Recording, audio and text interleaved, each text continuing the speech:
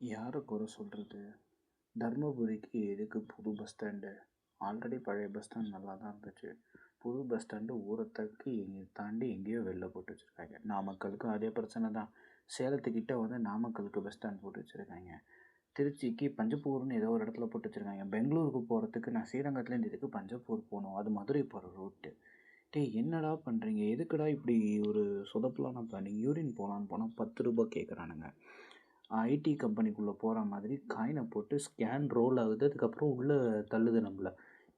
என்ன பேட்டர்ன்றா, என்ன ஐடியாவில் பண்ணுறீங்க? எனக்கு புரியல. டெக்னாலஜி டெவலப் ஆகணும் அப்படிங்கிறதுக்காக பண்ணுறீங்களா? அப்படின்னு பண்ணணுன்னாலும் விவசாய நிலத்தை அழிச்சிட்டு ஒரு நல்ல ஏரி குளத்தெல்லாம் அழிச்சுட்டு பண்ணணும்னு என்ன அவசியம்னு எனக்கு புரியல.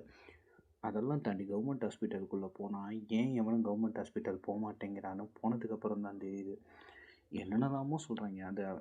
அவங்கள்ட்ட நான் அந்த ப்ரொசீஜரை புரிய வச்சுட்டு உள்ளுக்குள்ளே போகிறதுக்கே இதுக்கு ப்ரைவேட்டுக்கே போயிடலாமேடா. ஒரு 15,000 அந்த 15,000 எனக்கு மரியாதையை வாங்கி கொடுக்குது. இங்கே உங்களை மயிர் மாதிரி ட்ரீட் பண்ணுறானுங்க. எனக்கு ஒன்றுமே புரியல.